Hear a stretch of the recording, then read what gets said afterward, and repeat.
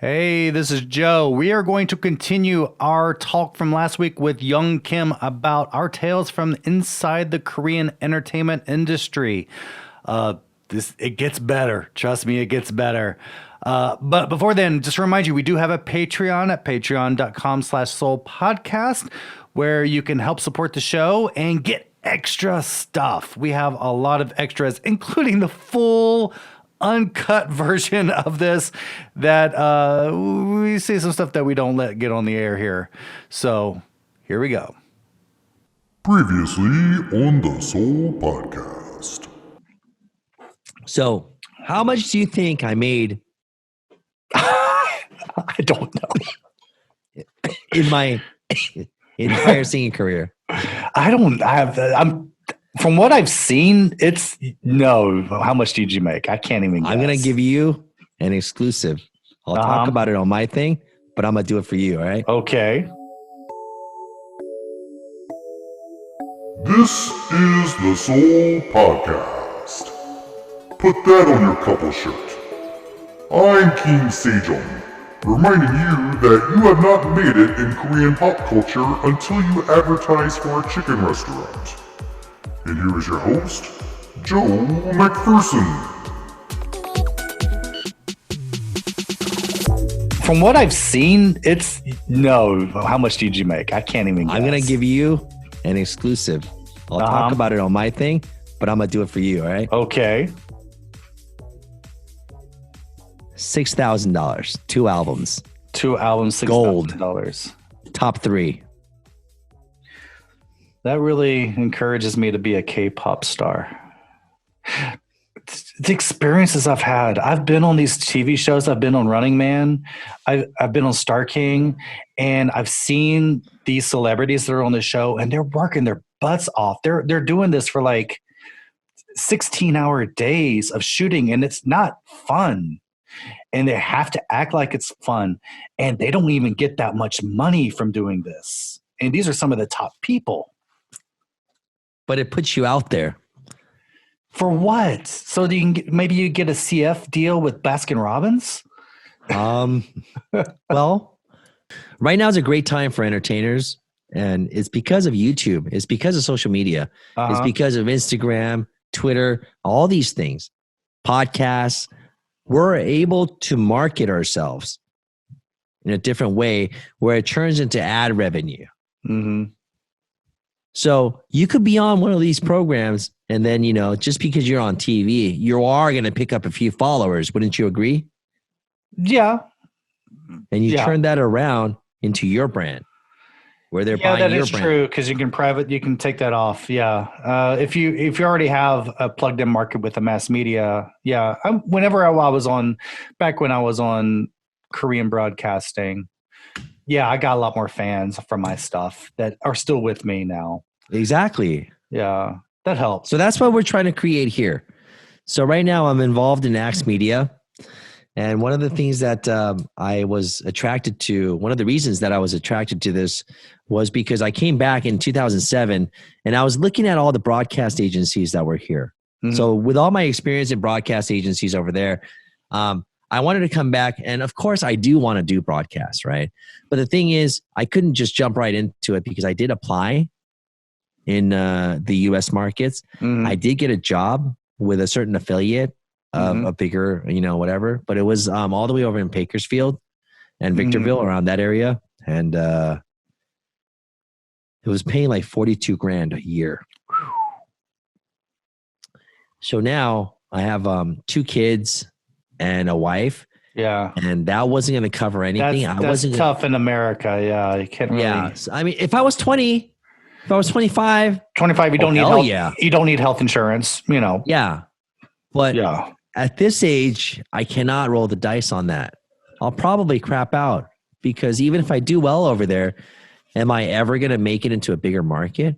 I don't know. Am I willing to roll the dice of 3 of my loved ones? Yeah. On that, no. So I decided just go ahead and I did a few things over here. I was selling cemeteries for a little while. I could tell you all about that, pre-planning and why it costs so much and blah, blah, blah.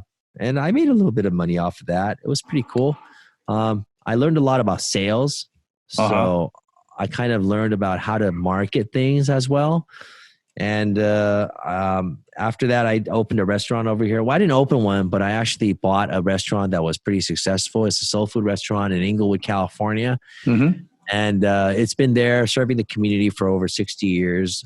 That's what it is. Moby's Coffee Shop. Moby's Coffee Shop. Yeah, it's good, man. It's seriously like there's. I mean, the biggest thing is like, you know, you and I, maybe we might have gone to restaurants, and you especially with a lot of restaurants, but I'm not sure how many restaurants that you've gone to that you still go to for over like 50 years. We don't have that in Korea. Exactly. But in that neighborhood, that's the restaurant where like the current customers right now, their grandfathers took him to, their uncles, their fathers had their one-on-one man-to-man talk at that restaurant. It's that diner. That sounds great. And I take back what I just said. We do have stuff like that. I'm actually hunting down those types of establishments in Korea. They're hard to find. They are hard to find right now. And one of the ones in Korea, one of the organizations in Korea that I like regret the most. I mean, like modernization was good for the most part, but this was bad for it. Was Sokcho. The Sokcho, where they have all the sushi and like the hue and all that. Oh yeah, Sokcho, the beach on the East Coast. I hate what it's become right now. I haven't been there since 2004. Back then, each boat would bring in its catch, and that little restaurant was the boat's restaurant, and it would be serving their catch. Yeah. And then there would be like a boat floating right in the back, and we sit at a table. And it would have like this, like sort of like plastic, covering over the top. Yeah. And then we sit there at 2 a.m. drinking soju and having, oysters and all that kind of stuff. Oh, yeah. Talking about life and talking about how wonderful we are. Modernization good, but it took all of that away. And I think it's so sad. The street food, all that stuff, it's all gone. The pojangmachas are almost all gone. The the soju tents are all gone almost. Any country you go, it's the scent of life. It's the scent of working. It's the scent of the working class. That's the most beautiful thing to find. That has the most culture. It's so rich in purity of localism, in purity of everything, in flavor, everything. I'm totally. And it has in that so much camp. Culture. Yeah, that's totally me too. And that's what's scaring me about the COVID-19 thing, because I was like, there's going to be this international backlash all of that away against open air markets. I understand, but I just want to say, you know what? Screw you guys, because y'all bashing our culture in many different ways, and y'all never lived it. No, and people come here for those types of things, and but I'm having to battle that here on this end too, because the current generation in power in Korea, the 386ers, they want to brush all that culture to the side. They're the ones tearing down Pimat Gol, anything that's old. They want to tear it all down. They're the ones that are ashamed of it for some reason. Yeah. I've been in meetings with those people that wanted to remove stuff like Bude Chige from the Lonely Planet because it makes Korea look poor. I've been in the meeting with the government officials that wanted that to happen. Korea was poor. But they don't want any. They want all buildings to be glass. Everything to be just a franchise, a sterilized franchise. All all your food has to be plastic shrink wrapped and overpackaged. Just nothing. That's that generation. This is where I'm kind of confident about the upcoming millennials. Is they're rebelling against this, and the sooner they get in the power, the better, because they're the ones that want to preserve places like Pimat Gol, which is now at this point totally obliterated. The last bit of it they just ripped down 6 months ago. Totally gone now. And so I'm really looking forward to seeing what the millennials would do, because they want to preserve this stuff. Unfortunately, everyone's talking about Iksondong as the new hot spot, but people don't know that these are all old Hanok houses that have been turned into Italian restaurants and cafes, nothing Korean. And that's all trendy right now, and all the crowds are going there. But as soon as those trend they go to another area. They've gutted these buildings so badly to turn them into cafes that they'll have to tear them down once they go out of business. That's the one thing that I was always kind of reluctant to, just agree with in Korea. I mean, because I see what Korea is right now. I was talking about Itaewon Class and all that, and the scenes that they depict. But when I look at it, I see like Hong Kong. I see something different. But the Korea that you and I know, even you going there in 2004, is very different from what the Korea is right now. Oh, hello. Yeah, that's my dog. Hey, buddy. Aw. Greyhound? Italian Greyhound. A little miniature version. Gorgeous. He's a little skinny guy. Oh. He's actually 5 pounds, dude, believe it or not. He's really light. Wow. Oh, you have a pet. You have a pet that likes you. Awesome. Dude, this dog likes everyone, so I'm not like really impressed. I have a cat who hates who hates me. I have a cat who's basically my wife. So what's going on with you right now? Are you doing some work or what? No, I'm not doing any broadcasting work. I haven't done broadcasting work in a long. I'm trying to think of when the last time I did it. Maybe 2016, 2017. Are they just using a bunch of YouTubers now everywhere? I don't know. Recently, like one of the, I think Korea Times or something did this thing about foreign celebrities talk about coronavirus. And it was 3 people I'd never heard of before in their 20s. They had that YouTube look. Do you understand what I mean when I say the YouTube look? I don't know, but I don't know. They tried to look too goat namja. It's like white people trying to look goat namja type of look. So there's a lot of like white boys like doing like YouTube over there. They're getting all the gigs, huh? Yeah, Dave and Dave and the Younggook Namja or whatever. No, Younggook Namja's good though. He's a little older though. Who's Dave? Dave. I don't know. He's really popular. He speaks Korean. He looks like a Simpsons character. No, but he's really popular because again, if you're not Korean and you speak Korean, you're popular. I'm back. That seems to be the big thing. This is the thing. Ever since like that whole like what is that 비정상회담? Oh, really? I thought it was like Misuda got that. Yeah. You're right. It started that really got it started, right? Yeah. Well, that was a good thing because Misuda made it less exotic to see someone speak Korean that didn't have a Korean face. You're out of whiskey. I'm sorry, buddy. It's okay. I love it. But that's the thing though. It's like that's one of the reasons I left too, Joe. Because Gyopos just don't fit in that category. No, you're expected to speak Korean. Yeah. Yeah, we can't compete with either one. Because we're not white, obviously, and we're not.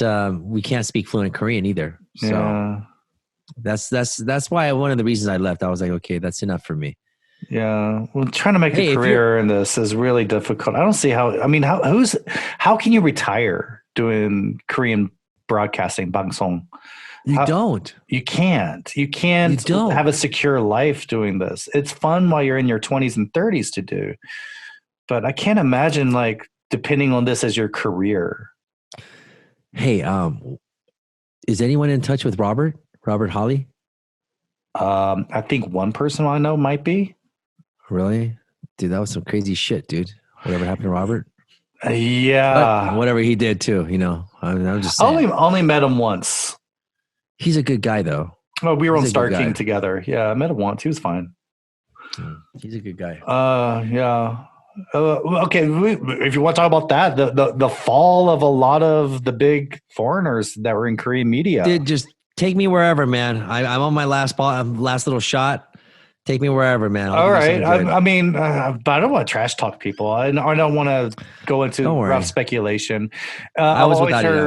I've always heard rumors of like whatever happened to Isaac Durst. Are you recording right now? Yeah.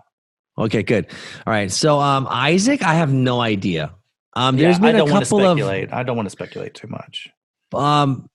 the only thing I know is that he just wanted to be with his family, because there was a time where he was working here and he was like doing like basically he was recording a month's worth of programming, but he was getting 1 week off every month.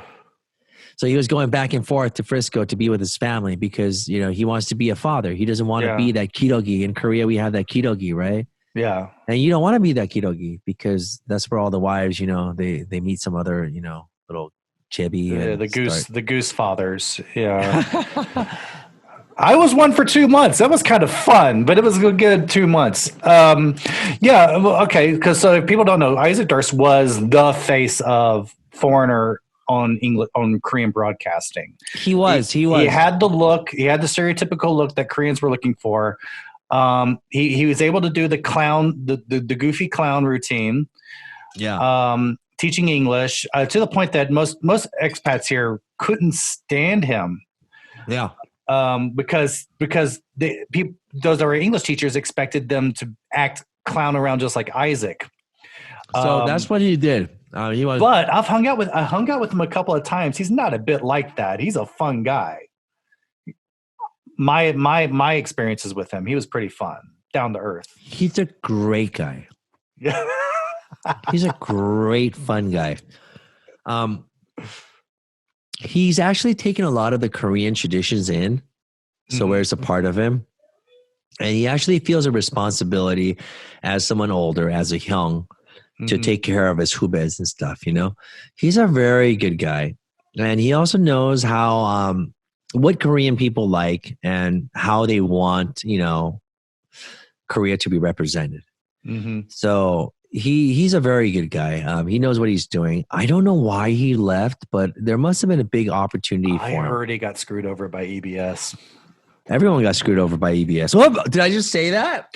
Oh, I think that's unless you're maybe you should bleep that out. Unless your son Kim, you're going to get screwed over by EBS. Everyone gets screwed over.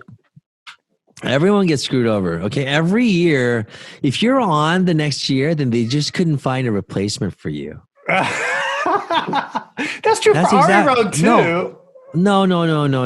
I wouldn't say that. I take that back. Arirang and TBS tend to have more staying power. Yeah. EBS, all right, I'm just going to go say it, but they'll play you. Uh-huh. They'll respect you. They'll treat you like you're the king, okay? But they'll use you until you're done, and then once you're done, you're gone. It doesn't matter who you are. It doesn't matter if your son Kim. It doesn't matter if you're you. Some people. That's just how it is. Yeah. So you have to keep redeveloping yourself. The thing is that Arirang will tell you that you're fading out. That it's not fun anymore. And EBS won't. They'll still make it sound like, oh, you're the king. Also, even the audience for both of those are very different. Arirang's audience is very supportive. They're international. They're very supportive. EBS is just they're just like zombie hordes looking because for flesh. They're looking at you going, okay, let's see, you're a teacher. All right, I've been doing a little bit of studying myself. Let's see what you got. And then if you don't know what you're talking about, then dude, EBS, man, they will tear you to shreds like they were little nasty, like little piranhas, just going. It's like crazy, man. Some people, they were so sensitive to whatever people were saying on the message boards. I didn't give a crap. My background as a blogger prepared me for trolls. I don't really. Trolls don't bother me. Yeah, it doesn't hurt you at all. Well, yeah, okay, it'll bug me for an afternoon, and then I sleep it off and I forget about it. Usually, what if they're saying really legit stuff? Well, that's when things it really that you're insecure about, and they're really digging in there. Yeah, and you're doing everything not to show it, but they're digging in there. Have you ever had those? Yeah, I've had those. There's actually a guy who made a Twitter account that was totally meant to troll me, and actually said stuff I was the stuff you criticize yourself for. And I was like, Mark Merritt said something like about this. He's like, oh yeah, they see through me. They actually see who I really am. those do hurt. Those do hurt, but to the point where I've gotten more of a shell than most people by the time I got to EBS and I had to deal with the crowd, the sharks on those boards. While the producers and the other personalities there, they seemed way more sensitive to what was going on, and I didn't give a crap. Oh yeah. I knew I wasn't going to last 6 months, so I was just going to have as much fun time as I could. Did you last 6 months or more? I lasted 6 months. I lasted 6 months. That's it. Oh, so it was expected, and you got what you. I don't know. I mean, I could have lasted a year. I mean, it was nice. The pay was good, but you know. So when I was doing Korea Today, I had this hater, and he was smart. Now, Korea Today was the Arirang TV show, morning show. Yeah. So it was where I was the anchor, and it was my second time being anchor, actually. So I have to admit that there was a lot of things that I didn't know about politics, especially. Man, I hate politics, man. I still, even right now, I look at politics, I'm just kind of like, ugh. But so this guy, he was from Singapore, and he kept putting on messages like every single time. But it was pretty obvious that he was into the girls, like, because we had some hot anchors, to be honest. They're nice. Yeah. I know. I still keep in touch with one of them. Yeah. Which one?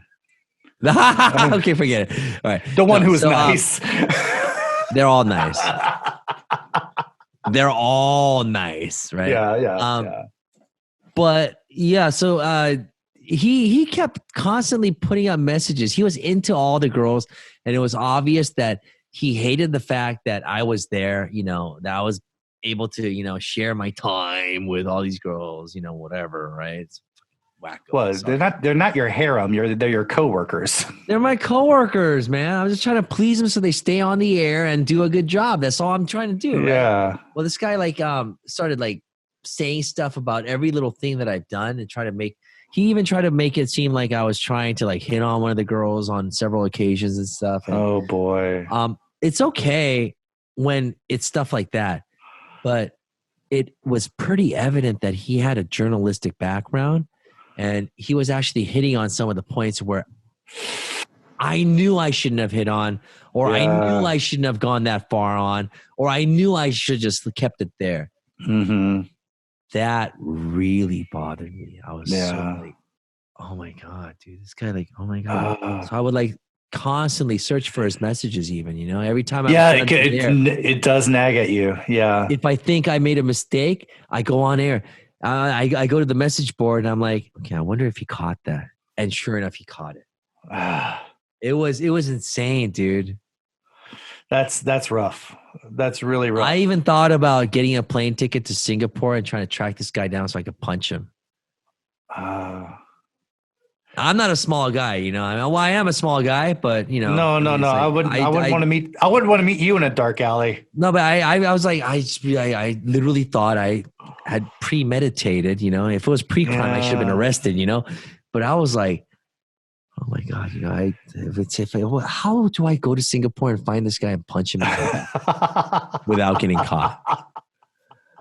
I actually thought about that, dude. It bothered me so much, and if you are one of those people that don't think these opinions aren't being read, and you go onto a celebrity's page and you start talking mad ass smack, let me tell you, dude, unless you got some solid evidence, unless you got something really for sure, I would seriously calm down, because everyone reads everything. They do read it. We read it, dude. We read it. You read it. You read it. You read your stuff. It hurts. It does hurt. It just took me a while to and when you're a blogger, you're not really making money to help cushion the blow. That's true. And so it's like, okay, I'm doing all this for the love of it, and then I'm still getting attacked. That's the thing too. It's also, you're trying to say something and you're trying to do something for the love of something, and you get misunderstood. Yeah, that sucks, dude. Yeah, and people see, and over the years I've learned is more people just see me how they want to see me, and that's the basis, and you see some of their own insecurities about it, or jealousies about certain things, perceived jealousies, how I'm doing something that they want to do, or I am, and when I'm really not that person they think I am. And I don't know. That's how it turns out. I still get it. I still get the attackers. Recently, this restaurant owner, thinks I have a vendetta against him, which I never did.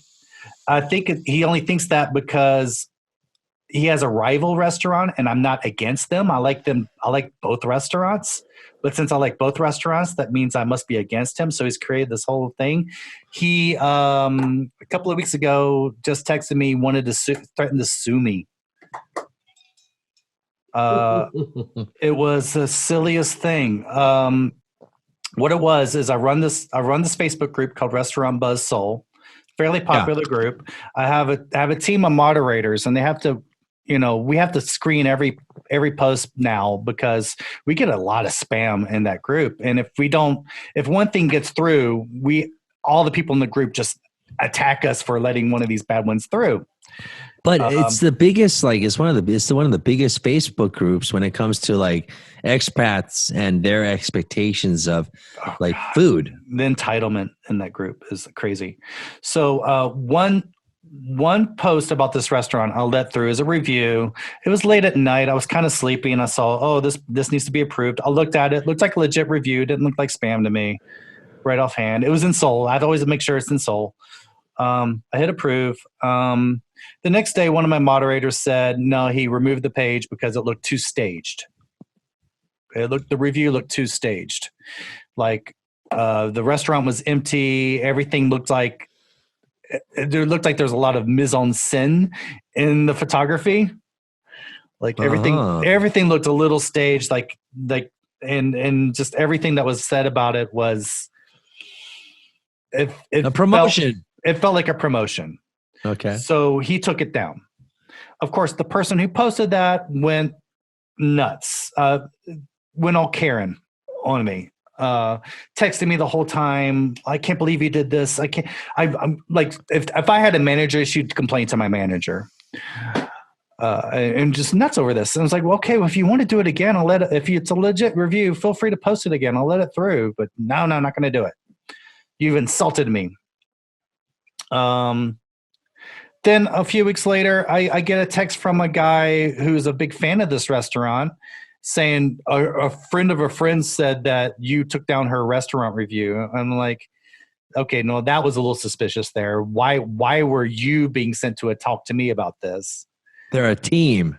Yeah, it's like, yeah, and he's been sent to do this. And then the owner of the restaurant contacted me and threatened to sue us because we didn't let this review through. Isn't that up to the moderator to decide? It was just nuts, but I know this owner has been trash talking me behind my back for a year and a half now, which I didn't. I thought I'd always supported him, but I guess he wanted an enemy, so he turned me into an enemy. Or maybe there was something along the line that he didn't agree with. But whatever the case, you must get a lot of stress. You know what it is? Is we were producing the Soul Sexy Chef calendar. And it was inspired. Oh, yeah, I heard about that. I saw that on Facebook. It was inspired by a photo he did. And so I wanted him on the calendar. But the thing is, we also had his rival scheduled to be on the calendar. And so he quit. So because his rival was also scheduled to be on the calendar. Both of them didn't do it. So it's not like a capitalist. Oh, so they were both like that. They're both like that. They both hate each other. They're both from Rome. They both hate each other. From Rome? Something about it. Romans, I guess, don't like other gladiator Romans. Theme, maybe? I don't know. The other guy is kind of like, yeah, he knows this type of guy in Rome, and he's like, just they don't trust each other. And I just want to be out of it. I just want to have good food. I don't want to be in the politics. This is really stressing you out, bro. No, it stresses me out when it takes over my Sunday afternoon. I want to spend with my family, and then I get these people texting me out of the blue, threatening to sue me or Yeah. attacking me for stuff that I didn't even do. In fact, this is the things that I found out in the past is that the people that made me their biggest enemies were people who I was their last friend. These are people that everyone said, no, that person's a sociopath, that person's a freak, we don't want to hang out with them. I'm like, no, give the guy a chance. And I'm usually the last person defending them, and they end up making me their target. It tends to be the case. Does that make any sense? What blood type are you? Huh? What blood type are you? O negative. Is that the rare one, or is that the? That's the rare one? one. That's the rare one that you're every rare. woman wants to date. Yeah. Well, there you go. Let's put that out there. Number one, every woman wants it. I don't know if it's for survival or what, but whatever. But yeah, I'm thinking maybe you have sort of a tendency like that I have, that where it's like certain things that when you like what you were saying, the problems that you're getting, Yeah, I think it's because I'm a people pleaser. I just don't want to piss off anyone. I hate confrontation, for one thing. I avoid confrontation whenever possible. Me too. Because you never know. I hate it when I fight anyone and find out I'm wrong. I'd rather just not do that. I hate being wrong. I don't like being wrong either. So I don't like being proven wrong. What's worse is when you're fighting someone and you find out you're the wrong one. That's the worst feeling. Then you have to apologize. Yeah, that's the worst. But see, that's So what I'd makes you a rather good avoid person. that situation. Yeah. There's a lot of people that don't apologize even though they're wrong. They're like, and they try to figure out another way to make you wrong, right? That's a total different way. If you've been married for at least 3 years and you still keeping that marriage together, you've learned to apologize. How long have you been married? 10 years. Okay, so I learned that around the 10-year mark too. Yeah. We almost divorced because I was. And this is my second marriage. Yeah. Oh, really? Yeah. How's this working out for you? It's okay. I've learned to apologize. Did you learn from the first one? What's funny? Oh, actually, the first one's fine. I mean, my ex and I are on good terms. Was your ex also Korean? No. She was Alabama. Alabama? Yeah. Oh, so you were married in Alabama? Yeah. Before you came to Korea? I was just freshly divorced when I came to Korea. Okay. Did you come to divorce? I mean, was your decision to come to Korea? Oh my God. It's a mix of things. Lots of reasons for coming to Korea. Am I digging into your head a little bit? Because that's just kind of what I do, man. No. It's a combination of things. One thing. Why Korea? Let me ask you why where the hell did you come from? Yeah. From Alabama to Korea. Well, that's part of the reason. I thought you were British, by the way. Oh, thank you. It starts back way when I lived in Germany right after high school for a bit. Why? Why Germany? My dad was working there, so I thought I'd take a year. He was a contractor for the Corps of Engineers. So Army Corps of Engineers. Okay, so he's military involved, right? Military involved. So I took a year off after high school to see Europe. I got the bug of wanting to be overseas. Came back to America. Went through college. Went through marriage. Towards the end of college, I was really trying to get my credits to graduate, and I needed history credits. And this is back when you had a phone. You had to use dial tone to apply for courses. You had to type it really fast. It was a big rush. Dial tone, not the rotary, right? Dial tone. Yeah, you had to rush to get the classes. Yeah, so I had a list of classes I wanted to take to get and the first two were filled up right away. And I was like, shit, I need a history class. And what was open was Intro to Korean History. Sure, I'll take that.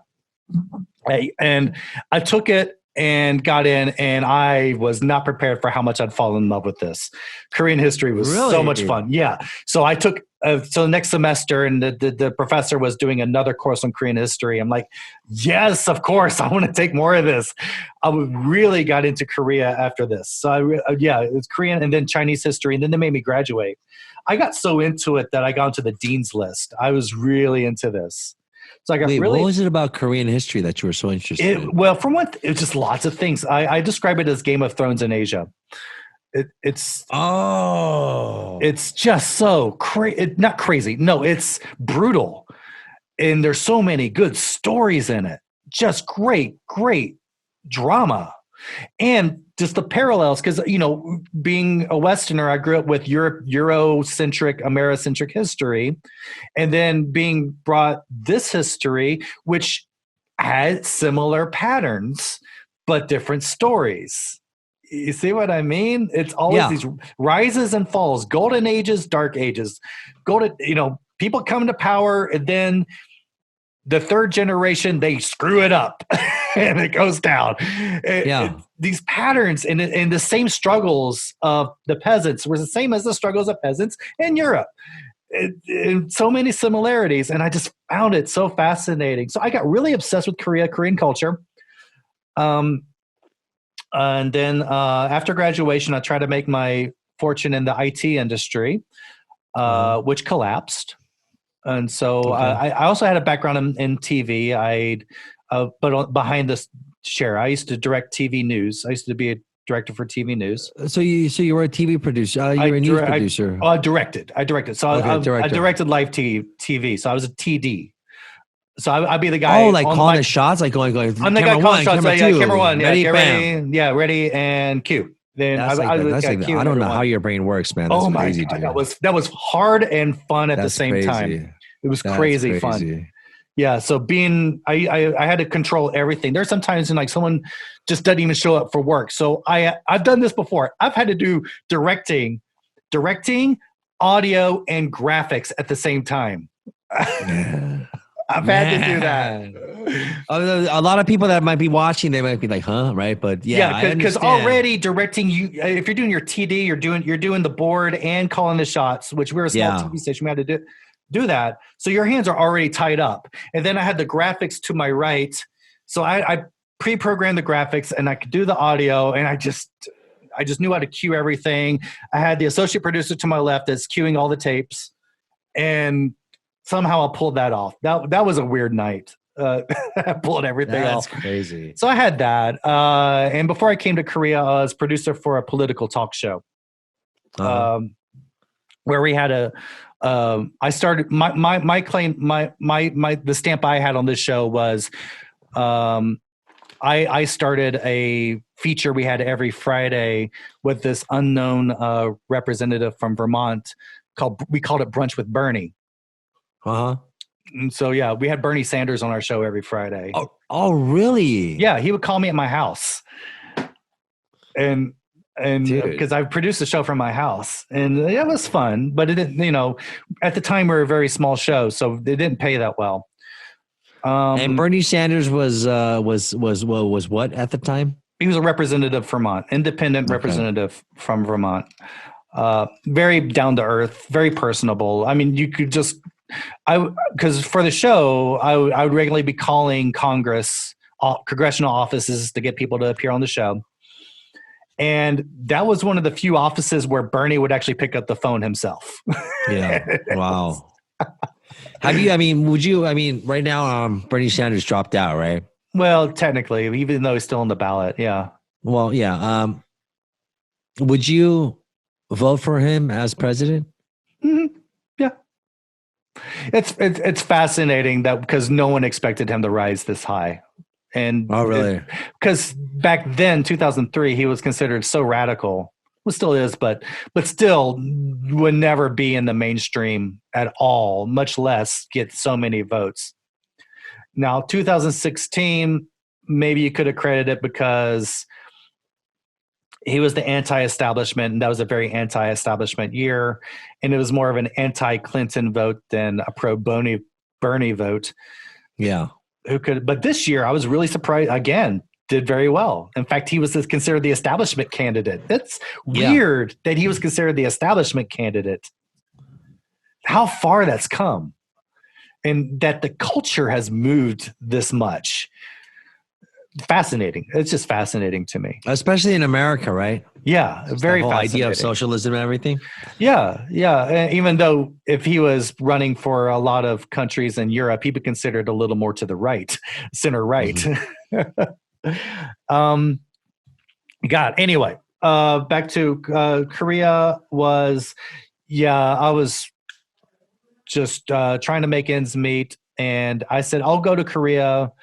A friend of mine was teaching English here. I said, I'll go to Korea as it's the last resort. And it got to the point where I'm like, okay, I'll go there for a year, see how it goes. Because I had kids in America. I didn't want to be away from my kids. And I did it. And after the first year, I was like, nah, I think I'm going to stay. That's how it was. I had no idea you had kids in America too, or you have kids in America. Well, they're all grown up now. Yeah, they're all grown up. They're adults. How does it feel to have kids that are adults? I mean, it's like, because I'm looking at my daughter right now. She's 12 right now. Yeah, they're so different now than they were kids. They're drinking buddies, man. Potential drinking buddies. That's kind of how it is. Also, I've noticed that as my daughter grows into, adulthood or whatever, and then I see my son, like my perception of these kids, they all change, right? Yeah. So you've had kids from a previous marriage that's grown up, right? And then looking at your kids right now, I know you have a young daughter. How old is she right now? She's 9, real age. 9, right? So when you're looking at, a 9-year-old girl right now, and then as opposed to, the kids that you've had before, it's like, what's the change in perception from a father from back then to a father right now? Trying to correct the mistakes I made back then. That's exactly what I was thinking. Yeah. Because I keep looking back in the past when my daughter was a toddler and when my son was a toddler. And I just want to go back to those times where I wasn't able to do, or I didn't do what I want to do now. Yeah. With them. Yeah. You ever get that? And I'm still making those mistakes. And so that's why you have grandchildren. So we get another chance. Before we die. Yeah. You get another chance to really be that person you wish you could have been. But when you're a grandparent, you don't have as many worries. And I think that's us is when, especially my first marriage, I was struggling to make ends meet. I was, trying to finish college with kids and working minimum wage jobs. And trying to somehow survive. And so, it was tough. So I couldn't be that father back then. It was impossible. It was tough. It was just like, oh God, you don't know. I mean, those are the hungry days. Those are the hungry days where my only meal for the day was a carrot. Just so my kids could eat, I would just stay to a carrot or something like that, because we were just so poor back then. It was rough. It was really rough. When you go through like rough times, it builds a lot of character. It builds you into really who you are.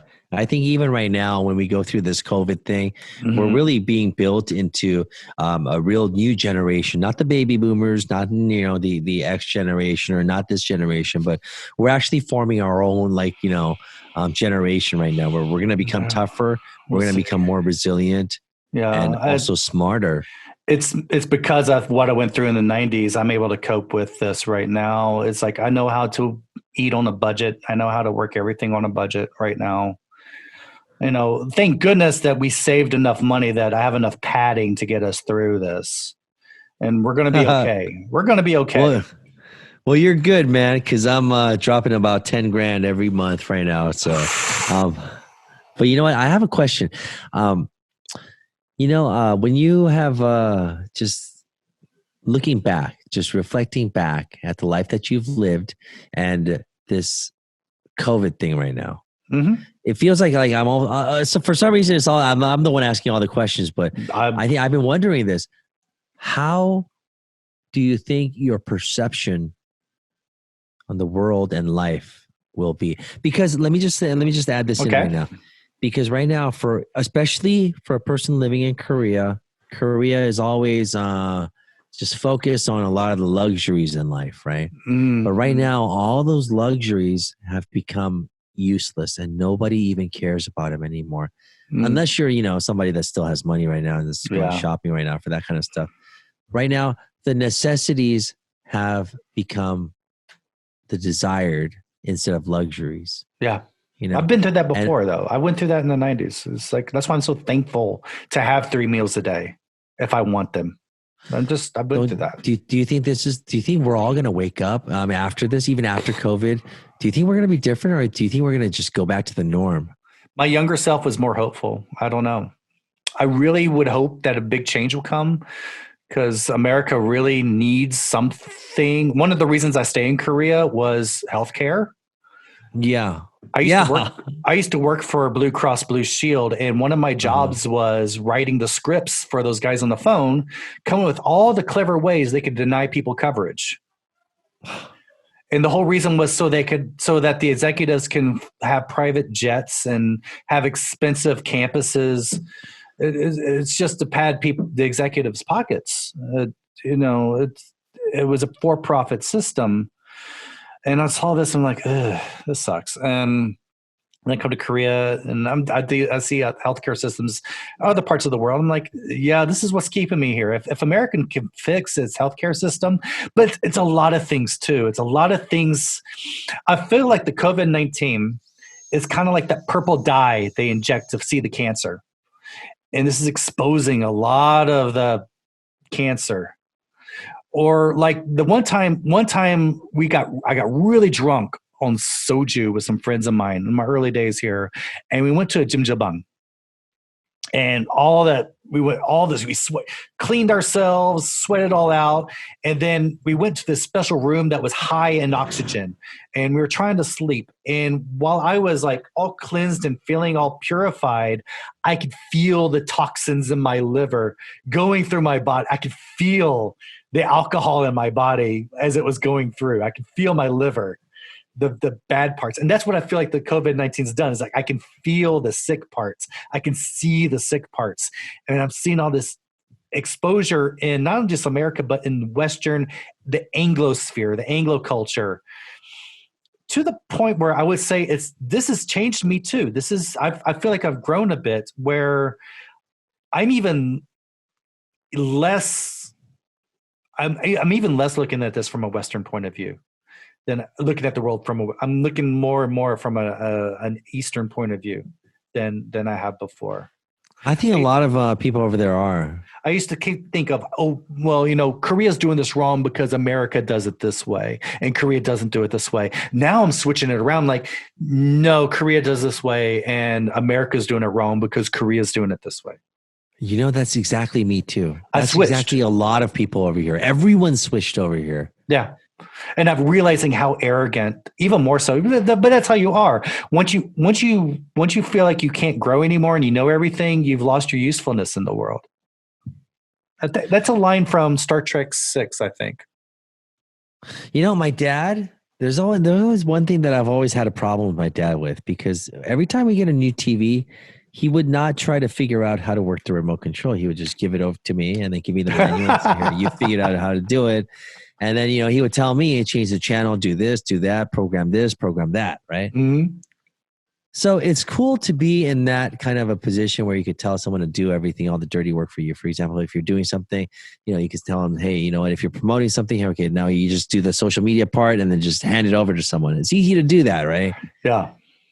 But the person who pans it over never really learns and evolves with the system as it's evolving. No. And, to this day, I always tell them, hey, the reason you can't mess with electronics or your phone and all that stuff is because you chose not to ignore the evolution of technology.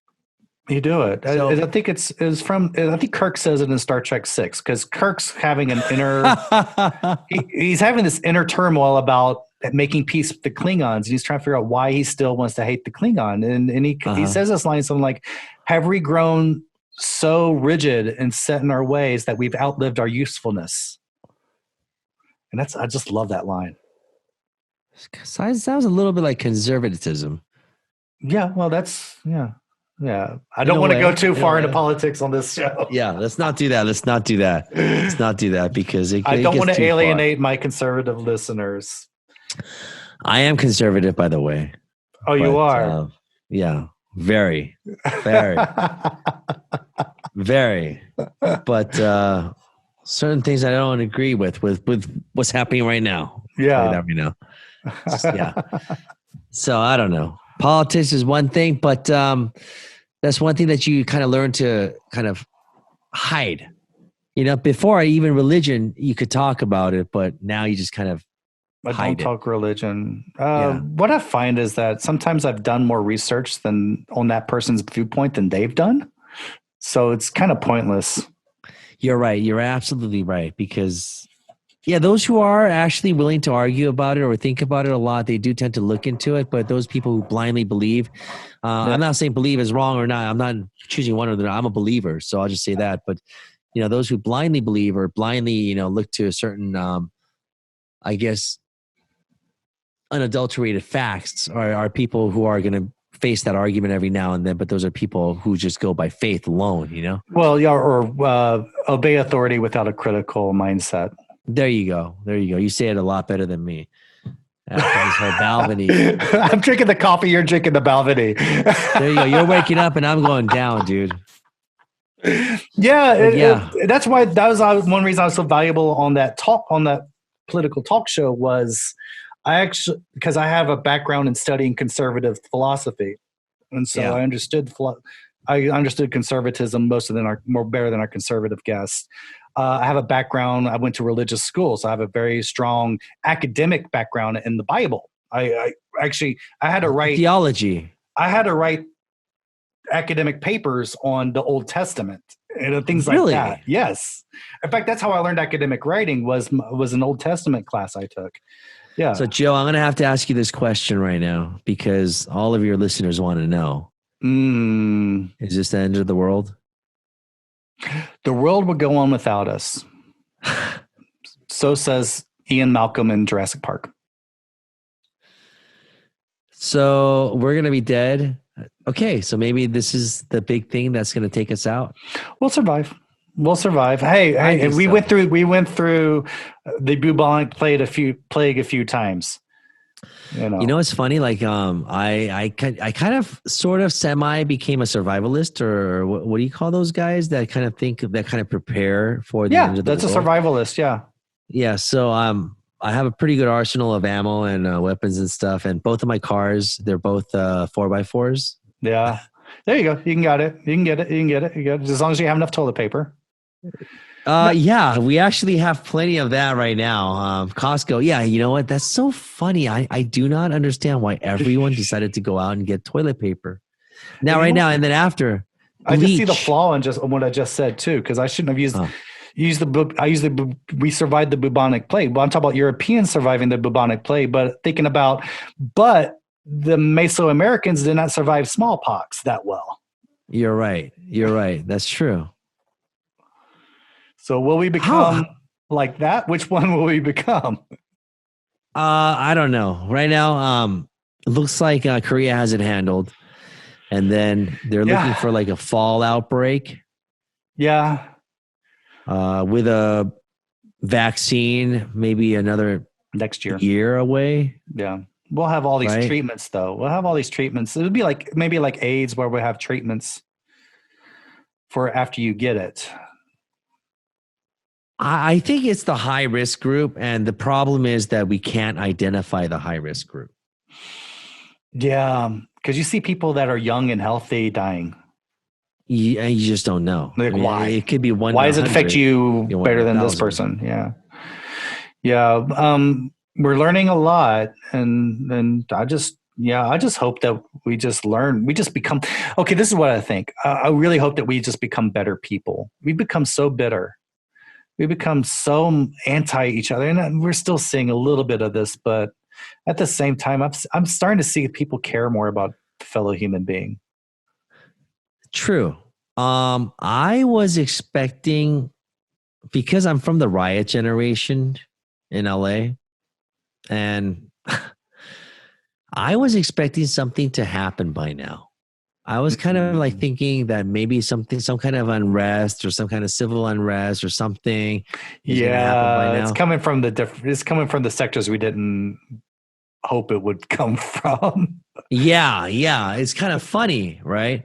And also, I was thinking that some of my customers might get angry, or I might face some kind of, because we do hear a lot about like racial slurs, or certain racial this and that being thrown around against Asian Americans these days. I was expecting at least some of that, but I'm gonna tell you, I had nothing so far.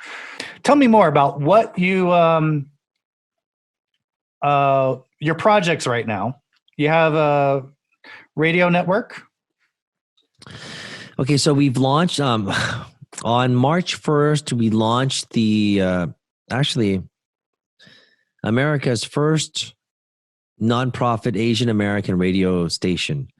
It's on in LA, 106.3 HD2, and it's in Santa Ana, and we're broadcasting right now as we speak. Right now, 24 hours a day, 7 days a week. It's playing K-pop, J-pop, as well as C-pop. Chinese pop is involved as well. So we're playing all the Asian stuff right now, as well as the local acts, the local Asian American acts here in Southern California. Yes. So it's going out right now. We were on the verge of building a studio and then putting out programs starting in mid, I would say maybe March or so. But this whole COVID hit right after we launched in March 1st. So I built this podcast studio in part to do my podcast, as well as create content and have some of those contents relegated for Axe Media or 106.3 HD2. And we just want to put things out there and, talk about the issues that are at hand affecting the Asian American community.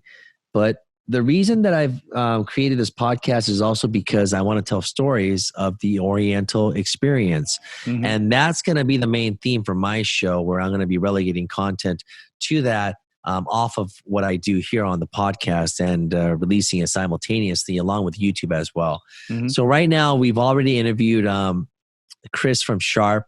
He's a good friend of mine. And I'm not sure if you've heard, but there's this movie called Parasite that won the Oscar.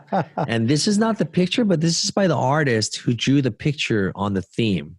So he's here in Gardena, and we had a chance to have him join us for a podcast about how he's here. And he came like right at the beginning of this whole COVID thing. So if you've seen the movie Parasite and you've seen the artwork where the artwork the boy did? Yeah, exactly. Really? So this is the artist. Yeah, this is the artist that did it.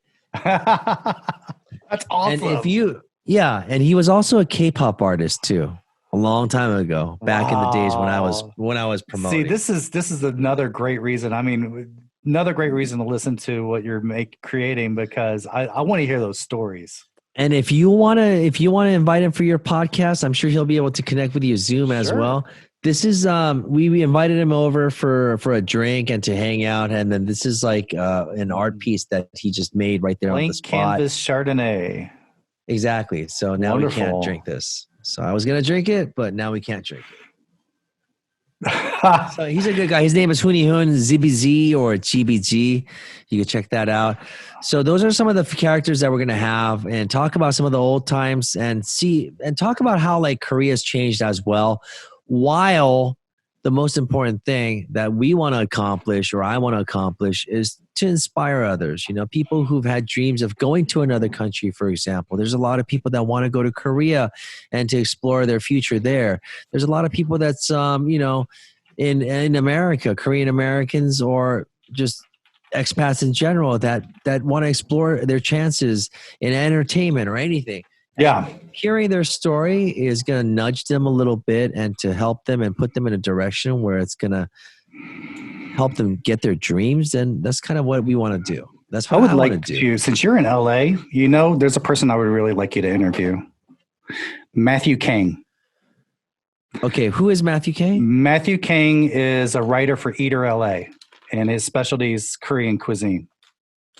I will reach out to him. I would love for you to get him. And I'm a big fan. And I will have him be on your show, or I will ask him to be on your show too. Sure. That'd be great. But it'd be easier for you to do it since you guys are in the same town rather than me doing this overseas thing. I think my life in Korea was really unique. You had a chance to see everything from 2004 and on, Mm. but also Lisa Kelly or some of those people, they had a chance to see it before I did, and they were deep in the industry way before I did. I So know the 90s stories. I love hearing anyone I can get anyone from that was here in the 90s. I just love those stories. the 90s were such a golden period because we didn't know what the hell we're doing. But you know what? I found out we don't know what the hell we're doing right now either. But Yeah, it but was now you're looking so. back and you've seen Soteji and all and everything that was going on back then. Do you remember how valuable music was back in the 90s? Do you remember Tower Records? Do you remember We'd be like, paid money for music before Napster. yeah, and you used to like actually, wait in line on a release of an album to get that physically. Right? Maybe And you did. I was not that crazy about Yeah, okay, any you weren't. group. Maybe if it was Weird Al, I would have stood in line for it. But Well, I remember standing in line for the Guns N' Roses album, and Hulk Hogan was.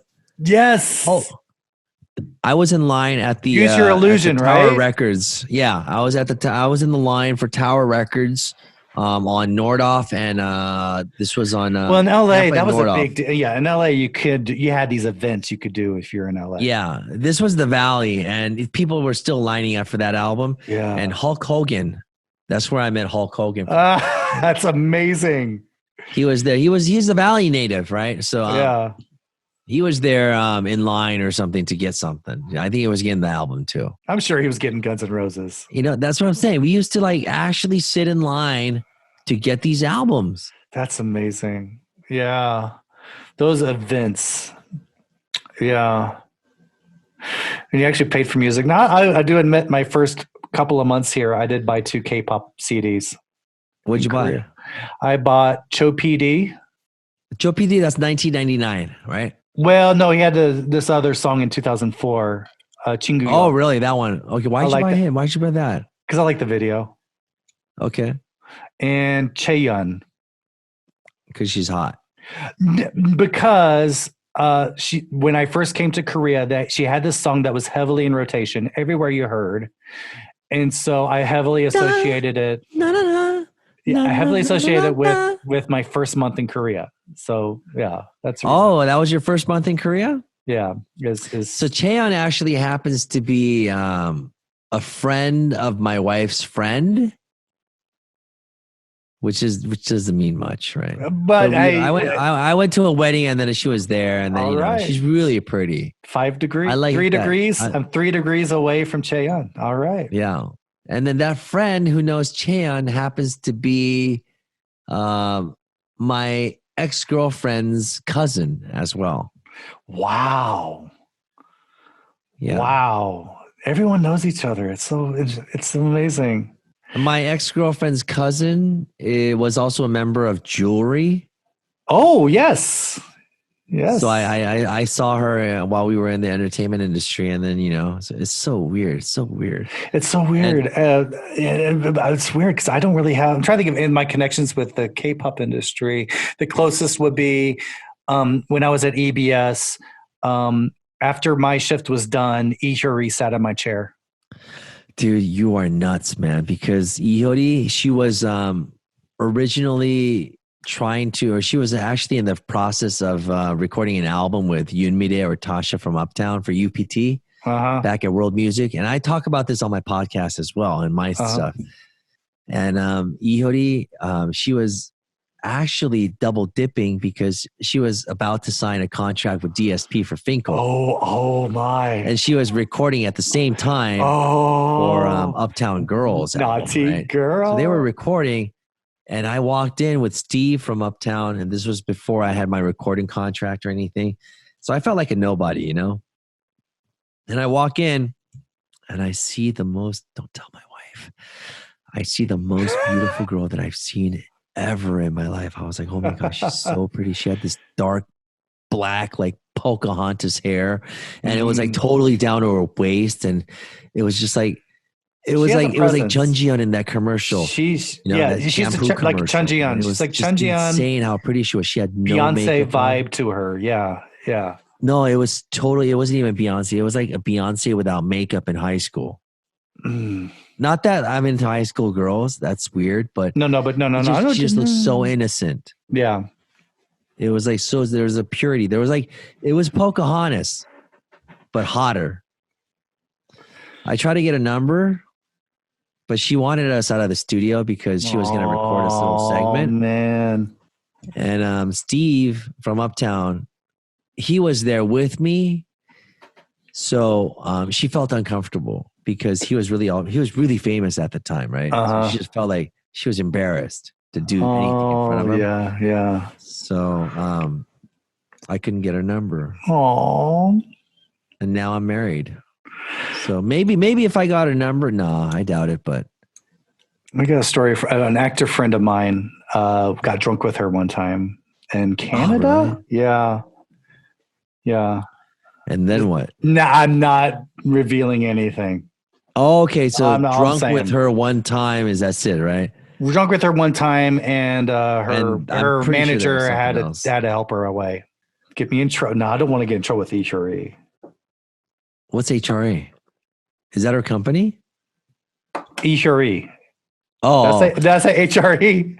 Okay. Honestly, we'll just stop it right here because I am just kidding. We're just kidding. Yeah. Cody has always had the best reputation as a person who is just respectful and doesn't take her reputation lightly. I like her. We'll just put it like that. I like her. She's a very nice girl. And I was totally kidding when I said that. Yeah. No, she's cool. No, but I just wanted her number. I really wanted to hang out with her. That's for sure. We always do. We just hang out. We always want to hang out with people who attract the stars, and I mean stars as celestial bodies. Like people who have that gravity. Though her beauty is a little bit different. It's second to none. There's something very different about her. So listen, Joe, I have picked out several big time stars in my lifetime. Iori was one of them. Mm-hmm. I said that she was going to become huge. Okay. So after that, I never really thought about it because I was with my wife. But after I started, broadcasting, I really wanted to have this girl named IU on board on my show. Yeah. I really wanted her because number one, her singing was fabulous. She had the style that was similar to Park Jung-hyun or Lena Park. And she was a diva, a diva and not with the really thick voice, but the voice that Koreans like. And I knew that she was going to be big, right? So I asked her, she was nobody at the time. No one knew who she was, right? Melon Music, and no one knew who Melon Music was. They didn't know anything, right? They were just a small time company at the time. Yeah. And then we invited her aboard. She did live. She was a very quiet girl. Next thing you know, Marshmallow, and then she blew up into the IU that she is today. Yeah. Okay, the rest is history. And then there was one other girl. We did an interview with this group called Miss A. And first I thought Faye from China was really the hot item because she just had this very sexy-esque type look. Mm-hmm. And we did this whole interview, and then all of a sudden, way at the end, there was this girl that was laughing, smirking. I looked over, and it was Suji. And I looked at her, and I saw the most beautiful girl ever. I was like, oh my God, dude, this is and I thought to myself, oh my God, you are going to be huge. And she blew up. Yeah. Huge. So I have this eye for certain figures, and I have an eye on you, and I think you're going to be huge. Thank you. That was the whole point of this thing. Thank you so much. And you got to make me huge. I'm going to make you huge. So everyone remember the Oriental Experience. How would they find that you're on Apple Podcast or? Not right now, but you'll be able to find it pretty soon. Okay. You'll be able to find the Oriental Experience. I've searched it everywhere and no one really seems to, have used that. So at this time, on YouTube, you could go ahead and search the Oriental Experience. You should be able to find it. Right now, there's only a teaser up there, but I should get some podcasts up there real soon. And in the podcast community as well, the Oriental Experience. And on Instagram, I'll have everything updated as well as we speak, as well as Facebook. It's Oriental Experience or the Oriental Experience. So check out the Oriental Experience on YouTube. If you're in the LA area, make sure to go by Moby's Cafe. Coffee shop. Bobby's Coffee Shop. 3008 West Manchester, Inglewood, California, 90305. Will people be able to meet you if they go? Yeah, I'm there every day. All right. I grind, bro. I grind. All right. I'm there every day. And you know what? Seriously, I got to have one thing of you because I need your Oriental experience on my Oriental experience podcast. So I want to do it just like this. So tell me how to do this. This is great. I would love to. I don't know. I'm going to need your help, brother. Okay. Let's all boost each other. All right. Always do. Always do. All right, We're man. part of the same family. And of course, you're part of the Axe family as well. You're going to be promoting a lot of stuff. We're going to be asking for a lot of content so we can air. But brother, I'm dead serious. So I want everyone that's had that Oriental experience to be a part of the Oriental experience. And also, we're going to be airing a lot of this podcast content. We're going to curate it for the airwaves on 106.3, Axe Radio, Cali, HD2. So if you're in the area, if you're listening to any of Joe's podcasts, it's going to be on there as well. Great. Oh, I'm looking forward to that. Yeah, use any of my stuff. You have my permission. Just check it before you put it on air. All right. Definitely will. Yeah, we get into trouble. Well, thank you so much, Young Kim. Thank you so much for spending time with me today. All right, but thank you for listening to my boring story. There's so much more to tell. One of these days, I'm gonna put it together into a book. Man, fact is crazier than fiction. You're gonna be blown away by some of the stuff I gotta say. Put together an oral history. Oral. Yes, you went there. You were going there. All right, everyone. Until next time, stay safe. You too. The Soul Podcast is produced by Joe McPherson and is copyrighted 2020 by Zen Kimchi International under the Creative Commons license. Parts of this podcast may be used for non-commercial purposes if you remember to give us credit. You can contact us at sejong@soulpodcast.com. That's SEJONG@soulpodcast.com. For a transcript of this episode, listen to it again and write down what you hear. Please support us at patreon.com/soulpodcast.